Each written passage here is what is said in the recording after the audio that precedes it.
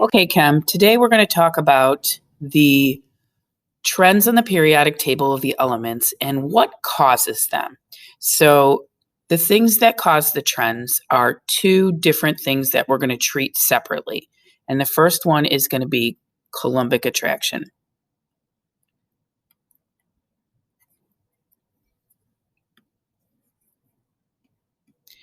A coulomb is a unit of charge, and in this case, the charge that we're talking about is the positive protons in the nucleus. So Coulombic attraction. And Coulombic attraction is responsible for all of the trends across a row or period. So we're going to deal with the second principal energy level for our session today. Our abbreviation for principal energy levels is our N number. And our second principal energy level is lithium through neon. So that's atomic number 3 through 10. Remember, those atomic numbers refer to how many protons are in the nucleus.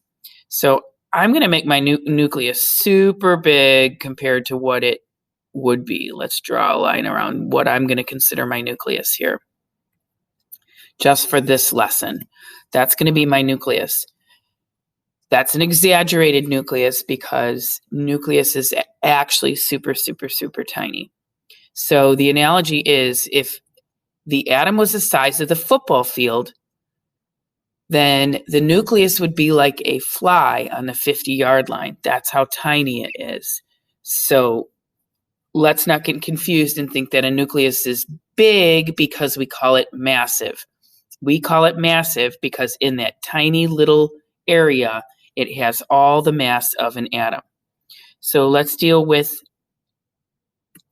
lithium first. Lithium has an atomic number 3, and if you remember from previous lessons, that means that lithium has 3 protons in the nucleus. If we have an atom of lithium, it also has 3 electrons. 2 in the first principal energy level. That's the electron for hydrogen and helium. And then it has 1 in the second principal energy level, like such. So lithium has 3 protons in the nucleus pulling on these 3 electrons. So how much force it can pull on this electron has to do with the quantity of charge. So these charges are pulling on the valence electron. Now let's go to beryllium. Beryllium has 4 protons in the nucleus. So more protons in the nucleus, but same principal energy level, same electron shell. So he's got 2 in the first and 2 in the second. So what pulls on these is the protons in the nucleus. I have more protons to pull on them, so he can pull with more force. And we're going to keep going on, and we're going to do, next would be boron. He's got 5 and 5 electrons, like such. Carbon has 6 protons and 6 electrons, so we're getting better and better at pulling on our outside electrons. So the electrons are pulled with more force, held more tightly, and held more closely, all the way across. This is nitrogen with 7 protons in the nucleus and 7 electrons, 2 in the first principal energy level and 1, 2, 3, 4, 5 in the outer levels. Then let's do oxygen. He's got 8 protons, 8 electrons. He's better at pulling on his electrons, so he's pulling them with more force and pulling them closer to him. So he holds onto his electrons more tightly, and he pulls them closer. This also makes him very small and better at pulling on other people's electrons also. And then we've got fluorine with 9 protons in the nucleus, 9 electrons total, and 7 valence electrons. he's really good at pulling on his electrons. So let's put a little star there. He is the most electronegative. So fluorine is the most electronegative,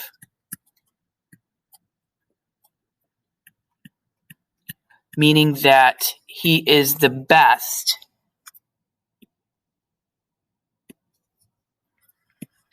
at pulling on other people's electrons.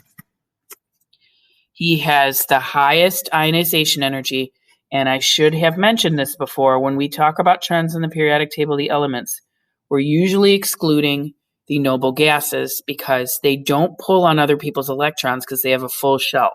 So ignoring the noble gases, he has the highest ionization energy, meaning that it takes the most energy to pull an electron away from him, meaning that he does not want to give up his valence electrons at all. It takes a lot of energy to get him to give up his electrons. He is also the smallest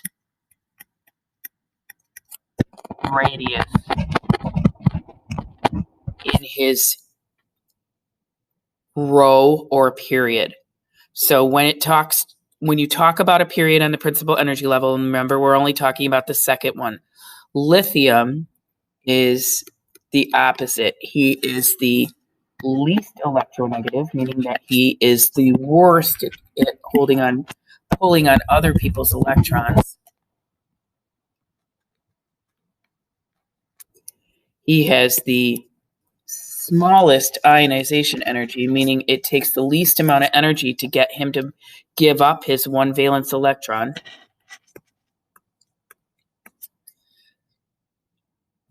And we're going to start to abbreviate these guys. Electronegativity is going to be En, and ionization energy is going to be IE. He also has the largest radius in the second principal energy level. So that's Coulombic attraction, and all of the trends as we go across a period or principal energy level or row, all of those trends are caused by Coulombic attraction. If you don't remember Coulombic attraction, you can simplify it for yourself, is the pull of the protons on the oppositely charged electrons.